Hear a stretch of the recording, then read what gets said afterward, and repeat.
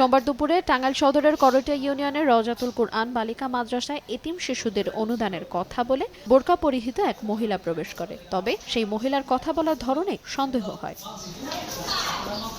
মাদ্রাসার পরিচালক ইমাম সাহেবকে মোবাইল ফোনে বিষয়টি জানালে কয়েকজন মহিলা এসে তার বোরকার হিজাব খোলেন। সঙ্গে সঙ্গে দেখেন আজব ঘটনা। বোরকা পরা ওই মানুষটি নারী নয়, পুরুষ।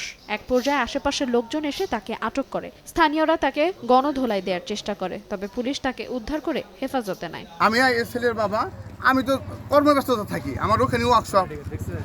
এখন হয়েছে কি, ওদের চলে আসছে, ওর তো মাথায় যখনই দেয়, ওর মারেও মানবো না, ওই আমারেও মানবো না, ওর ভাইয়েরও মানবো না।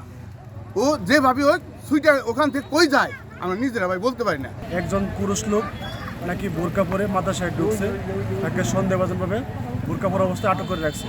উক্ত সংবাদের ভিত্তিতে আমি উক্ত ছেলেকে উক্ত মাদ্রাসার শিক্ষকদের সহায়তায় উদ্ধারপূর্বক আমার হেফাজতে নিয়ে এসে আইনগত ব্যবস্থা প্রক্রিয়া। আটককৃত যুবক শহরের একটি স্কুলে ১০ম শ্রেণীর শিক্ষার্থী।